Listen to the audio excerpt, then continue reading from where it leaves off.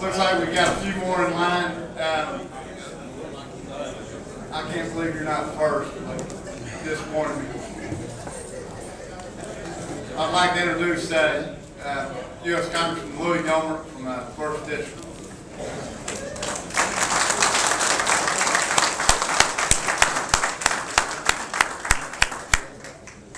Well, it's great to be here, be back again, and it's nice to see who all didn't get word about who was going to be speaking, so you showed up today. But seeing a bunch of my judge friends and some of the people that used to help out in court brings back a lot of memories too. Called having one fella, once people find out you're a Christian judge, then they think, well, gee, if I just carry a big old Bible with me into the sentencing, it's going to do a lot of good for me. And some of y'all may remember, even though it's been a while, that during my entire time on the 7th District bench, my policy was I didn't have a problem with giving probation if it was appropriate. But once you were on probation out of my court, if you were ever caught and it was proven in court that you had violated any condition, no matter what it was, then you got revoked and you went to prison. That's just, the only question is how long are you going away for? And that was challenged on appeal more than once, and it was always upheld because I did use discretion. But my discretion was, if you're on my probation, don't come in asking for a second chance. You got that when you got probation. But you're not going to get a third chance or a fourth or fifth, no matter who you've been to before me. But one fellow was on probation. He knew what the deal was. He knew that he shouldn't have been caught with drugs yet again. And so when he came for his sentencing hearing, he had a big Bible, and he told me that God had called him to become a minister for those in Tyler who were tempted to get in gangs or follow his path and get into drugs, and that was going to be his ministry, that I couldn't send him to prison because God was calling him to that ministry. And when he finished, it was time for sentencing, and I told him, nobody in this courtroom is more thrilled than I am that God's calling you like that. But if you got very far in that big old Bible you got there in front of you, you'll know that the Apostle Paul's most far-reaching works came while he was incarcerated. And his head just dropped. Anyway, I was comparing notes with John Carter, who was a judge down in Georgetown for 20 years or so. And he said he had one fellow that came in and said, well, I understand you're a Christian. And the judge said, that's true. He said, well, then you got to forgive me. And he said, well, sir, I do forgive you, but the state of Texas sentences you to 20 years in prison. And he says, Judge, I can't do 20 years. And he said, well, just do the best you can. So, anyway, those games get played all over the place, but there is a time and place for law enforcement. And, the good Lord anticipated if we were going to have an orderly society, there needed to be laws. And Jesus himself said in Matthew 5 that he was talking about the heart, but he said, if you say raka, which was an offense back then you'll answer to the courts. And he goes on to talk about you answer to God for what's in your heart. But, Jesus understood we need courts, we need laws, we need an orderly society this side of heaven.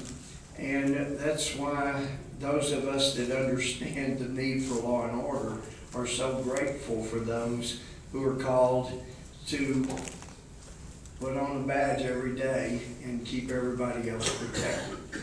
So despite the years since the bench, I've never lost my appreciation for what you do for us. Now, there's been a lot to do about the fact that I announced I was running for Speaker.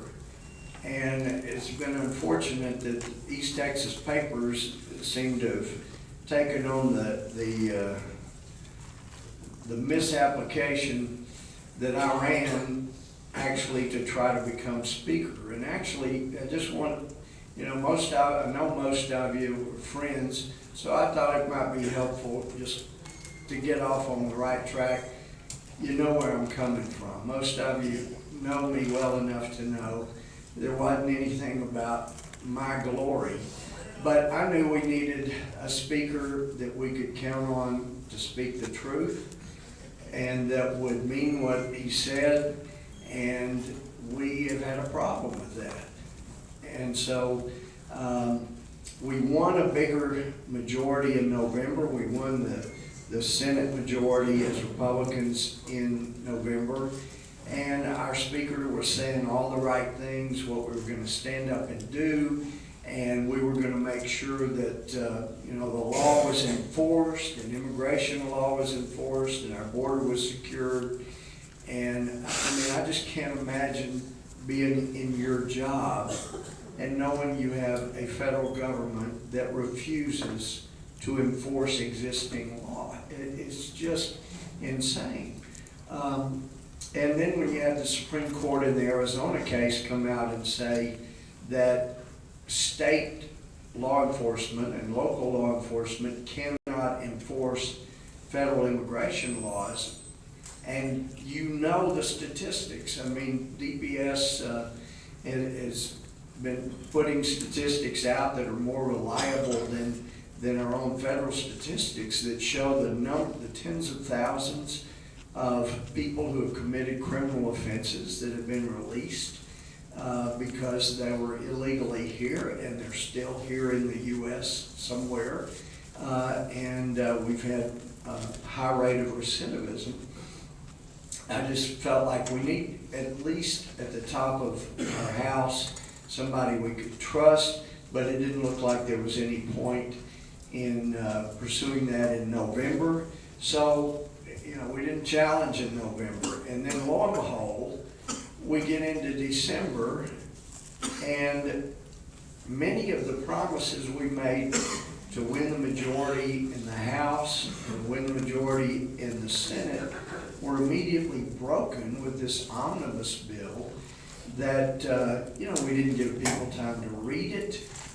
It was a massive bill. The only thing that was held out was Homeland Security, which was what we cared about. And all I could think about was, the old saying, if you're going to take a hostage, don't take a hostage the other side wants you to shoot. And there was this movie with Danny DeVito as a rich millionaire, and these two people kidnapped his wife, Bette Midler, and they said, you either give us millions of dollars or we're going to kill your wife. Great, I'm having an affair, I wish you'd do it. And they went, no. He said, yeah, kill her. What's wrong with you? What kind of crook are you? Just kill her already. Well, I kind of felt like that's what we were doing. We were the ones that cared about Homeland Security, and yet that's what we were holding hostage, and we're not going to fund. Are you kidding me? That was ridiculous. That you don't hold back Homeland Security that you care about. You defund the czars, you defund the EPA until they quit violating the law. You defund, having too much in the way of money spent by one department or another on themselves. I mean, you just defund the things that the American public are outraged about, that we were outraged about. That's not what we did. We gave them money for everything they wanted to waste on and held back Homeland Security. But I knew we needed a new speaker. But what had happened 2 years ago, there were a lot of people that told their constituents, I would vote for somebody besides John Boehner, but nobody else has announced, and therefore to vote for anybody but Boehner is a waste of time. Well, what they were doing, they wanted the money that John Boehner could raise for them. They wanted the chairmanship that he could get for them. They wanted the committee that he could get assigned to them. But they didn't want the constituents mad, so they were able to tell Speaker Boehner, I'm voting for you, and tell constituents, I want to vote for somebody else, but nobody else has announced. And so a little game there. So on Friday night before the official vote on Tuesday, Thomas Massey from Kentucky and Jim Bridenstine from Oklahoma, they called and said, Louie, we need you to announce publicly you're going to run for speaker. And I said, guys, that would be a huge mistake, because right now the polling shows clearly most Republicans want a different speaker, and that people see failed Republican leadership. And if I announce, immediately the focus becomes this crazy Texan instead of the failed leadership that we have, and we need to keep the focus on the failed leadership. And they said, well, we still think you're the only one that could pull it off. If you announce, then you could get every one of the major talk show hosts behind you, and none of the rest of us could do that. And I said, look, let me think about it. That means pray about it too. And we've got a conference call with all 9 of us that are working to get more support in the morning. So Saturday morning at 10, we had a conference call, and the others are saying, Louie, we need you to announce. And I'm going, guys, and I'm explained, it becomes about me. That can't be the focus. And they felt like it needed to happen. And I said, the only way that I could announce that it wouldn't be a problem. And Ted Yoho from Florida, a veterinarian, said, well, I'll send out a press release today announcing I'm running, if that'll get you to announce tomorrow. I said, okay, Ted, if you'll do that today, then I'll call Fox News and see if they'll let me on tomorrow, and then I'll announce. And so he sent out the announcement that day. And then the next day, early in the morning, I had to drive to Dallas to do the live Fox hits.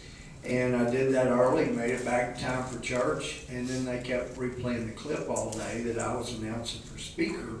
But I was able to say, look, Ted Yoho announced yesterday, he's a candidate. Dan Webster will announce in the next day or two. And so that was able to keep it from being about this crazy Texan, and just say we needed a different leader. Well, I knew that the speaker would be angrier at me than any of the other 8. I knew that he would be angrier at anybody that was overtly supporting me than he was anybody else. So on Monday and Tuesday, I was encouraging people, look, you don't need to vote for me, because you're going to invoke more of the speaker's wrath. Vote for Webster, vote for Yoho, vote for anybody. We just need 29 people to vote for someone other than the speaker. And Pelosi can't win because you have to have a majority. And if we have 29 or more of our people vote for someone besides the current speaker, we get a second ballot. And before a second ballot happens, we will, as a conference, Republican conference, will demand to go meet in a private meeting. And there the 29 of us will say we're not giving in, and we'll get a compromise. It won't be me, because I will have made enough people mad, but we'll get a compromise candidate. So I've been a little surprised that instead of reporting what actually happened, people have really made a big deal. Gohmert went on this big ego trip running for speaker, and he only got 3 votes, and one of them was here. So let me just tell you that the Hill newspaper has never been a friend of mine, but this was an article, and just part of the article, written January 8 by Rick Manning. And just in part, it said, the unwritten story after the largest in-party insurrection against a sitting speaker in more than 100 years is that of what really happened with Representative Louie Gohmert of Texas. Rather than seeking office, Gohmert was asked by some of his colleagues to run, so those who were deciding on whom to vote for speaker could not say they did not have someone else to vote for. It wasn't an office that Gohmert had campaigned for over the course of years. His run was designed to provide an alternative. But the real act of self-sacrifice was Gohmert's encouragement of other candidates to get into the race and encouraging his colleagues to vote for any of the other alternatives. those who wish to diminish the legitimacy of the rebellion by pointing to the final tally where Gohmert received 3 of the 25 votes against Boehner missed the big picture. Unlike most in Washington, Gohmert, by being the very public stalking horse, sacrificed votes for himself in encouraging his colleagues to vote for other candidates. The courage to take on a sitting speaker who controls all the levers of power in the House of Representatives is rare and precious. Those who took the very hard step are currently facing retribution for their decision. But choosing to subject yourself to ridicule by deliberately sabotaging your own vote in the race to help make it easier on your colleagues was an act of true leadership. It is the definition of being a statesman who cares more about the cause than about the personal cost involved in seeking it. On January 6, 2015, the D.C. establishment witnessed the very characteristics that so many claim to long for, and Congress has indeed Speaker Boehner will be better for it. It is too bad the media couldn't look past the horse race to tell the great American story. So anyway, they got it. It wasn't about me, but it's amazing, as the old saying goes, what you can get done if you don't care who gets the credit. But anyway, so immediately the speaker and his staff start looking around. Wow, we had no idea how unpopular we were. What can we do to start getting Americans back on our side? So the first thing he did was a great thing, inviting Netanyahu to come speak to Congress. That was a great thing he did. Then you're seeing other things that are happening to try to win back conservatives to support what the speaker's trying to do, when actually all you got to do is just be honest. And that's what many of us are looking for. Some folk, I was on Hannity once last year with Dennis Kucinich, and the producer said afterwards, he said, you know, you and Dennis Kucinich disagree on most things, but you guys sounded like you were really friends. And I said, we are friends. Dennis is an honest man. He's at the far left end of the spectrum. We don't agree politically, but that man has never lied to me. And I'm friends with some of the most liberal people that you would be surprised about if they're just honest. That's what I'm looking for, you know? When you're talking to somebody in law enforcement or judges here, what you're looking for is honesty, for heaven's sake. Sometimes you get surprised forward. It's got to phase in, especially for agriculture, because that will take a longer time to get phased in, but eventually require everybody to make sure that the people that they employ in business are legally here. Then we also passed Protection of the Children Act that treats all unaccompanied minors equally. And some of y'all know I've spent a lot of time down on the border all hours of the day and night. We had over 20 of our Texas US representatives in a meeting, and a couple of them said, well, I'm going down to the border like some of you guys have been. And Randy Weber said, well, I did what you're about to do. You're going to do the official dog and pony show, and they do a nice PowerPoint presentation at the headquarters down in McAllen. But if you really want to see the border, you need to go with Louie. Because I just showed up. I know where the dirt roads are, and I know where people go. And anyway, I think it's a lot more impressive. You see what's really going on, not what the regional director wants you to know about. You just show up at 2 in the morning.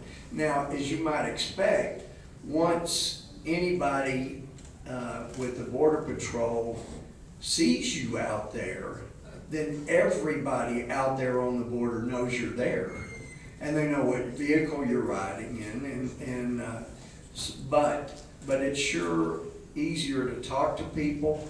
And you guys know, if you're standing out on the border, doing your job at 2 in the morning, and you got a congressman there that's in there all night with you, you're more likely to tell him what's really going on than somebody that shows up in front of your boss and is standing at the headquarters asking how things are going. You're gonna just kind of nod and say, yeah, what the boss said, you know, what else can you do? But I still have people on the border, like a few weeks ago, I get a call from one of my friends I've been with down all night before, saying, I don't know if you saw, but there was a story about a Middle Eastern man who was arrested with a group of Hispanics, and he was trying to act like he was one of the group, but they figured out he wasn't. And anyway, that's about all the article said. And he said what the article didn't say, and I'm telling you, is that we determined he was from Iraq, and he speaks very fluent Russian, and all that we could get out of him was that he trains people for a living.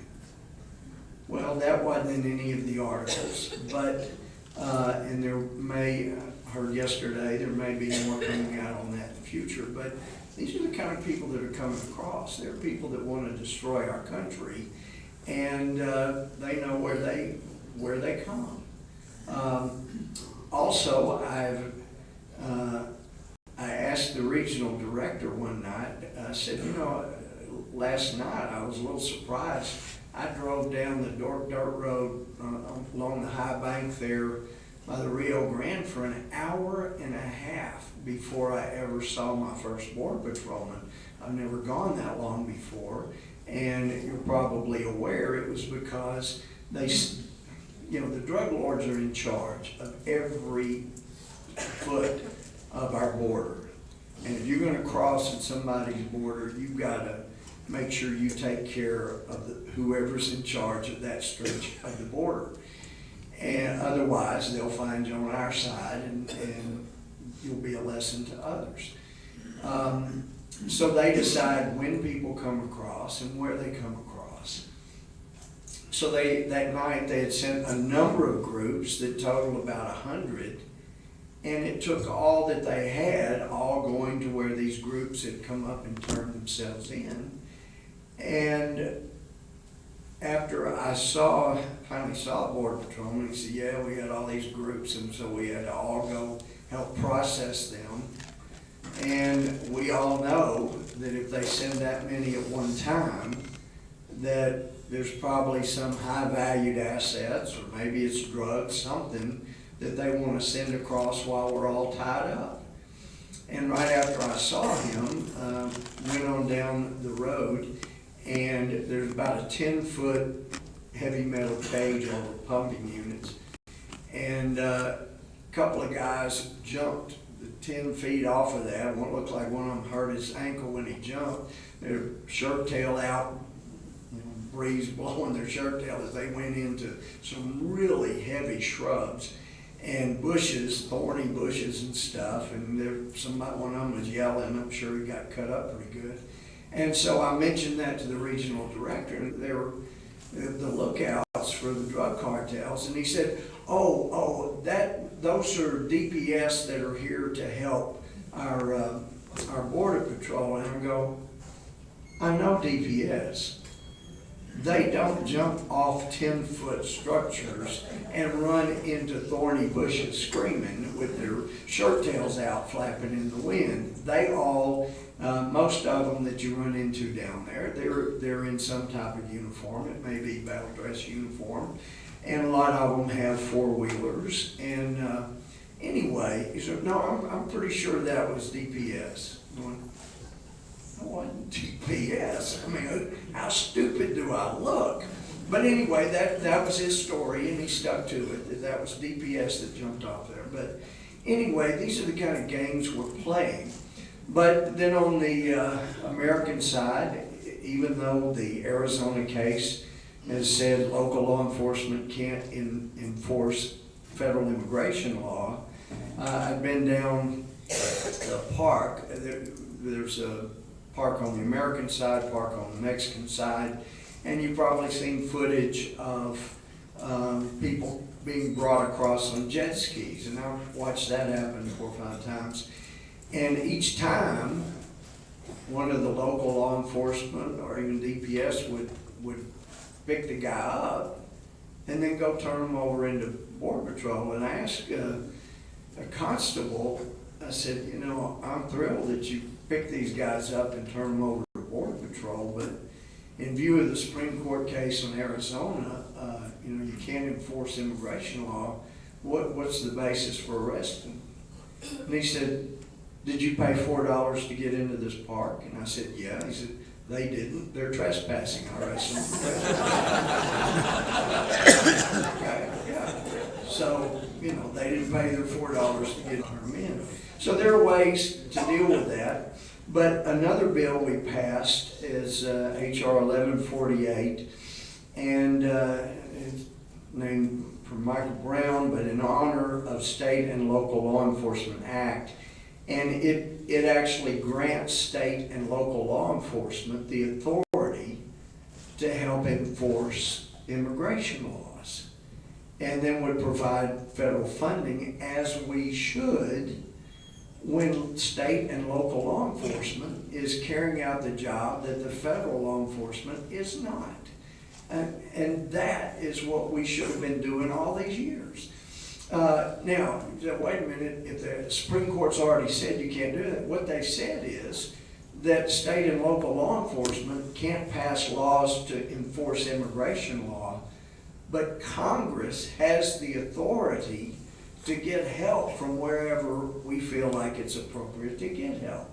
So the U.S. Congress can get authority, provide the authority to state and local law enforcement to pick people up if they are illegally in the country. And, you know, to my knowledge, it was not being something, a power that was abused before the Supreme Court case. And a lot of people were freaking out over the Arizona law when actually, you know, since the Terry stop, the Terry versus State of Ohio back in the 60s, law enforcement had the right to, you know, do a Terry stop and ask for an ID. That's not law, but the Arizona case put question marks around that.